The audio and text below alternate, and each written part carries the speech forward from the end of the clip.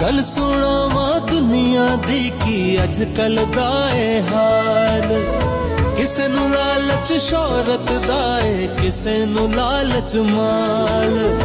रह जाना ए सब कुछ इत्थे, कुछ नहीं जाना नाल। जीने दा वल दस गए सानू ऐसे लोग कमाल।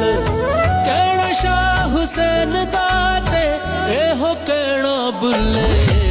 दुआ फकीरां दी, दुआ फकीरां दी ए होए तेनू रब ना भुल्ले।